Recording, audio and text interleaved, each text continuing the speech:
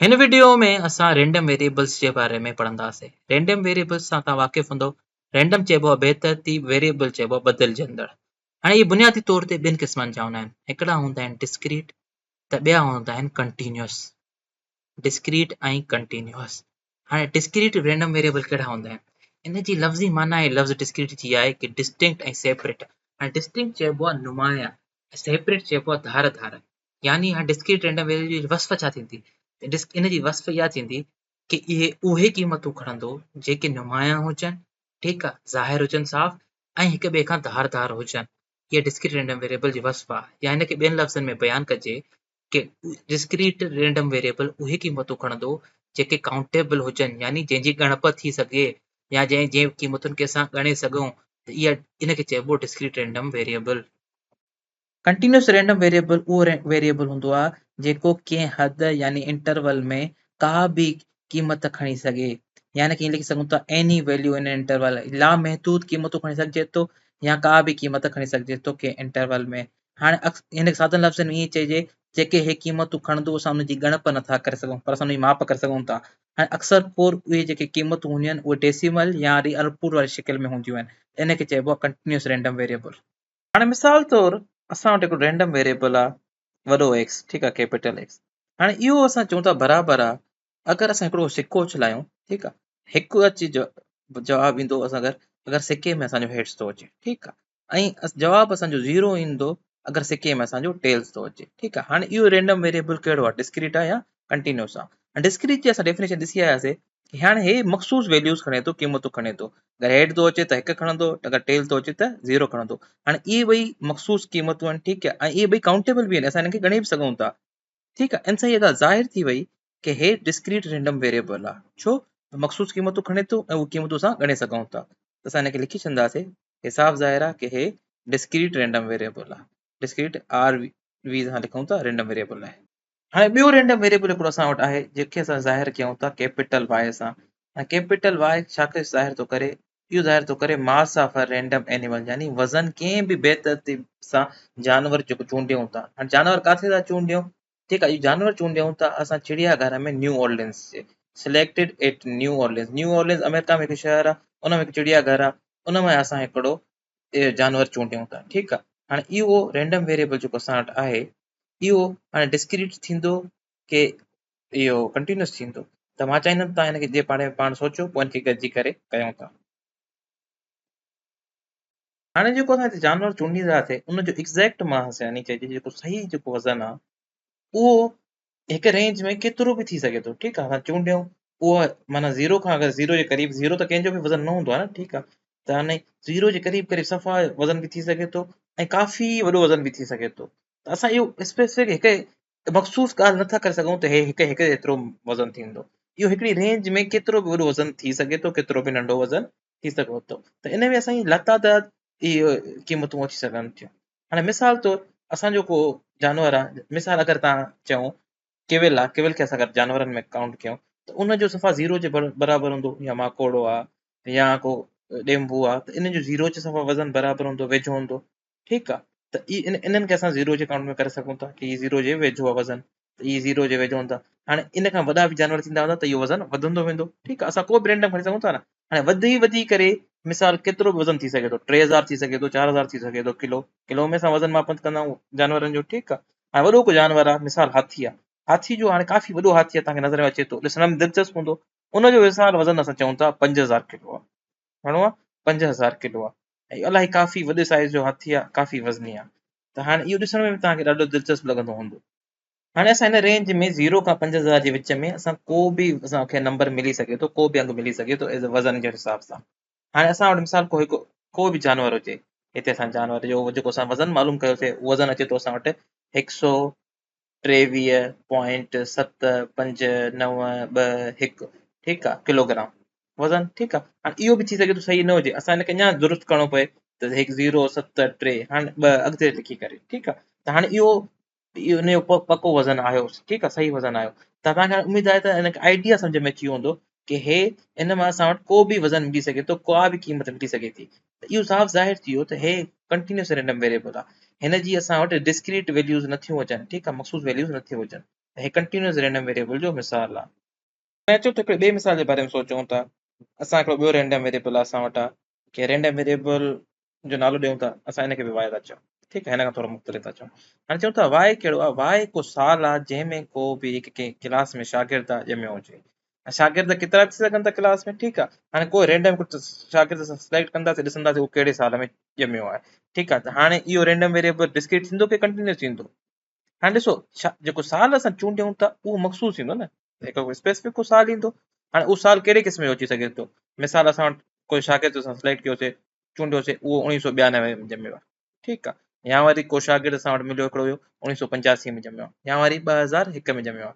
ऐं हिकु शइ ते गौर कयो, इहे जेके शागिर्द चूंडियूं था इहे के मखसूस हिकु साल में ॼमनि था न, इन विच में का क़ीमत नथी अचे न। 1992 2000 विच में का हिकु क़ीमत न ईंदी। ठीकु आहे, त या ईंदी त को मिसाल 2000 ईंदो या 1999 ईंदो, त इहे मखसूस हिकिड़ा साल मिलंदा। हिन में तव्हांखे ज़ाहिर थियो त हे डिस्क्रीट वैल्यूज़ आहिनि। डिस्क्रीट वैल्यूज़ तव्हां आम तौर ते तव्हां माना जेके रैंडम वेरिएबल जूं उहे फाइनाइट ईंदियूं आहिनि। ठीकु आहे, महदूद ईंदियूं आहिनि। हाणे इहे लामहदूद इनफाइनाइट बि थी सघनि थियूं। हाणे उहे तॾहिं ई थींदियूं की असां वटि जेके वैल्यूज़ ईंदियूं फाइनाइट या फाइनाइट इहा थींदियूं आम तौर ते, इनफाइनाइट तॾहिं थींदियूं ऐं थींदियूं बि त असां उन्हनि खे ॻणे सघंदासीं। हाणे जीअं मिसाल असां 1985 आहे हुई हिकु वैल्यू आहे, 1992 आहे ॿी वैल्यू आहे, 2001 आहे इहा छा आहे असां वटि टी वैल्यू आहे। त इहे असां वटि काउंटेबल बि आहिनि। ठीकु आहे, इन्हनि खे असां ॻणे सघूं था, त भले महदूद हुजनि, ठीकु आहे, फाइनाइट इनफाइनाइट हुजनि, पर पोइ बि असां इन्हनि खे ॻणे सघूं था। इहे डिस्क्रीट आहिनि। ठीकु आहे, त हे बि असां वटि डिस्क्रीट रैंडम वेरिएबल जो मिसाल। हाणे अगरि तव्हां हिनजी पहिरें वारे सवाल सां वेठा कंदव त ॾिसंदव त हे जेके असां वटि क़ीमतूं अचनि पियूं, वैल्यूज़ अचनि पियूं, इन्हनि खे तव्हां ॻणे नथा सघो। ठीकु आहे, तव्हां इहो नथा करे सघो त असां हिन सॼी खे लिस्ट ॻणे करे असां लिखी सघूं था त हिन जूं वैल्यूज़ हे आयूं असां वटि हे वैल्यू मिलिया। हाणे जीअं मिसाल तव्हां इहो पाण ते करण जी कोशिशि करे सघो था। मिसाल असां हाणे हिन ॻणण जी कोशिशि कयूं, हिकिड़ो वैल्यू आई 0.01, ॿी आई 0.02। हाणे इन जे विच में बि असां वटि इनफाइनाइट लामहदूद असां क़ीमतूं छॾे आयासीं। ठीकु आहे, असांजे हिन विच में बि लामहदूद क़ीमतूं आहिनि जेके असां लिखी सघूं पिया। त तव्हां हिननि खे ॻणे नथा सघो, त इहे तव्हां चई नथा सघो त इहे केतिरियूं वैल्यूज़ ईंदियूं। ठीकु आहे, त इहो असांजो कंटिन्यूअस रैंडम वेरिएबल खे ज़ाहिर कंदो आहे। जेको डिस्क्रीट रैंडम वेरिएबल हूंदो आहे, ठीकु आहे, उहो उन जी जेके क़ीमतूं हूंदियूं आहिनि उहे अकाउंटेबल हूंदियूं आहिनि, जंहिंखे असां ॻणे सघूं था। कंटिन्यूअस वारनि खे असां ॻणे नथा सघूं। हाणे हिकिड़ो ॿियो रैंडम वेरिएबल खणूं था, ऐं इहो रैंडम वेरिएबल छा खे ज़ाहिर थो करे? इहो ज़ाहिर थो करे नंबर ऑफ आंट्स, यानी किवलनि जो तादाद। किवलनि जो तादाद जेको सुभाणे ॼमंदो, बॉर्न टुमारो थिए थो, यानी सुभाणे ॼमंदो इन द यूनिवर्स। यूनिवर्स यानी सॼी काइनात में। हाणे सुभाणे सॼी काइनात में केतिरियूं किवलियूं ॼमनि थियूं। हाणे इहो असांजो रैंडम वेरिएबल आहे। ठीकु आहे, हाणे तव्हां मूंखे चई सघो था की ॿियनि सियारनि ते आंट्स न आहिनि, पर असां हिन सवाल जे लाइ, ठीकु आहे, असां तसवुरु कयूं था की ॿियनि सियारनि ते बि आंट्स आहिनि ऐं सॼे काइनात में केतिरियूं आंट्स सुभाणे ॼमी सघनि थियूं। ऐं मां चाहींदुसि त तव्हां हिन सवाल खे पाण हल करण जी कोशिशि कयो, ॾिसो की इहो डिस्क्रीट आहे की रैंडम आहे। हाणे गॾिजी करे कयूं त हाणे ॾिसो केवलनि जो तादाद केतिरो बि थी सघे थो ऐं तव्हां उन्हनि खे ॻणी सघो था। केवल हिकु बि थी सघे थी, सुभाणे हिकिड़ी ॼमे, 5 ॼमनि, 10 ॼमनि, या लख ॼमनि, करोड़ ॼमनि, या 5 अरब ॼमनि, त जेको बि तादाद ईंदो इहो असां ॻणे सघंदासीं। त इन खे बि असां डिस्क्रीट रैंडम वेरिएबल चवंदासीं। ठीकु आहे, हे डिस्क्रीट रैंडम वेरिएबल जे मिसाल में अची वेंदो। हाणे हाणे इन इहो करण में असांखे मज़ो थो अचे त हिकिड़ो ॿियो रैंडम वेरिएबल खणूं था, मिसाल कयूं था। हाणे हिन रैंडम वेरिएबल खे असां नालो ॾियूं था एक्स जो। हाणे हे हिन खां मुख़्तलिफ़ आहे। ठीकु आहे, हिन जी असां नई डेफिनेशन ठाहियूं था। हाणे इहो रैंडम वेरिएबल छा खे ज़ाहिर थो करे? हाणे इहो ज़ाहिर थो करे मिसाल एग्ज़ैक्ट टाइम, यानी पको टाइम खटण जो। छाजे खटण जो? Exact winning time. ठीकु आहे, पको टाइम छाजे खटण जो? मेन्स 100 मीटर्स डैश, 100 मीटर जी जेका दौड़ हूंदी आहे माण्हुनि जी, ठीकु आहे, उहो 2016 जी ओलंपिक्स गेम्स में। हाणे उनजो एग्ज़ैक्ट असांखे टाइम ॿुधाइणो आहे। हाणे इहो असांजो डिस्क्रीट रैंडम वेरिएबल थींदो या कंटिन्यूअस रैंडम वेरिएबल थींदो। हाणे टाइम, एग्ज़ैक्ट टाइम, पको टाइम। हाणे इहो थी सघे थो उसेन बोल्ट खटियो हुजे, उसेन बोल्ट पोड़ो बि थी रहियो आहे। ठीकु आहे, पर कोई बि माण्हू थी सघे थो। हाणे उनजो असांखे एग्ज़ैक्ट टाइम ॿुधाइणो आहे, 100 मीटर जी रेस दौड़ में उहो टाइम छा हुयो, पको टाइम छा हुयो। इहो डिस्क्रीट रैंडम वेरिएबल थींदो या कंटिन्यूअस थींदो, हिनखे पाण करण जी कोशिशि कयो। हाणे हिन सवाल खे ॾिसी करे तव्हांजी दिलि चवंदी हूंदी त हे त डिस्क्रीट रैंडम वेरिएबल आहे, हिन में असांखे पको टाइम ख़बर पइजी सघे थो। उहो थी सघे थो 9.56 सेकेंड हुजे, घड़ियाल ॻणियो आहे न। ठीकु आहे, इहो 9.57 थी सघे थो, 9.58 सेकेंड थी सघे थो। पर हाणे जेको घड़ियाल जेको टाइम नोट कंदो आहे, ठीकु आहे, उहो राउंड ऑफ करे असांखे ॿुधाईंदो आहे 100वीं प्लेस यानी 100 प्लेस ताईं। ठीकु आहे, हाणे इहो टाइम केतिरो बि थी सघे थो, इहो एग्ज़ैक्ट टाइम न आहे। असांखे एग्ज़ैक्ट पको टाइम ॿुधाइणो आहे जंहिं ते को माण्हू 100 मीटर रेस खटियो हुयो शुरू खां वठी एंड ताईं पूरी कई ऐं उहो घणे के टाइम में कई ऐं इहो कंहिं इंटरवल में केतिरो बि टाइम थी सघे थो, इहो पको टाइम न आहे। मिसाल इहो इंटरवल असां हिकिड़ो ठाहियूं था, त हाणे इंटरवल हिकिड़ो जेको ठाहींदासीं उन में इहो का बि वैल्यू का बि क़ीमत खणी सघे थो, उहा असां मालूम नथा करे सघूं। मिसाल असां 5 सेकंडनि खां वठी 12 सेकंडनि ताईं का बि वैल्यू इन विच में खणी सघे थो। ठीकु आहे, इन में का बि वैल्यू अची सघे थी, असां उहो ॻणे नथा सघूं। इहो 9.57 बि थी सघे थो, पर हाणे थी सघे थो इहो एग्ज़ैक्ट न हुजे। 9.571 हुजे सेकंड, ऐं 9.571 2 3 5 9 ईअं बि थी सघे थो, त इहो एग्ज़ैक्ट टाइम न आहे। त हाणे इहो इन इंटरवल में का बि क़ीमत इन जी अची सघे थी, का बि वैल्यू अची सघे थी। इन करे हे बि कंटिन्यूअस रैंडम वेरिएबल थींदो, डिस्क्रीट रैंडम वेरिएबल न थींदो, हे थींदो कंटिन्यूअस। हाणे अगरि पाण हिन सवाल में थोरी तब्दीली कयूं, ठीकु आहे, हाणे असां चऊं था जेको हे सवाल आहे इहो रैंडम वेरिएबल जेको आहे इन में असां तब्दीली कयूं था, एग्ज़ैक्ट न चऊं, असां विनिंग टाइम चऊं था, जेको टाइम हुयो खटण जो 100 मीटर दौड़ में।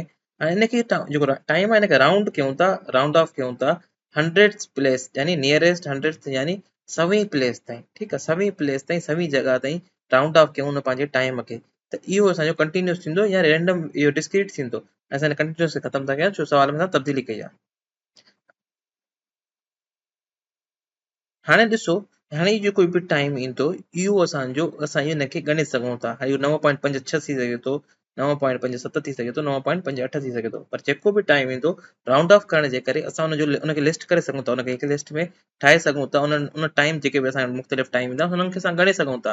त हे जेको सवाल हाणे तब्दील थी करे हे डिस्क्रीट रैंडम वेरिएबल थी वियो, कंटिन्यूअस न रहियो आहे, हे डिस्क्रीट रैंडम वेरिएबल थी वियो आहे। हाणे उमेद आहे त जेके बि असां मिसाल कयासीं इन्हनि सां तव्हांखे फ़र्क़ु ख़बर पइजी वेंदो डिस्क्रीट ऐं कंटिन्यूअस रैंडम वेरिएबल्स जो।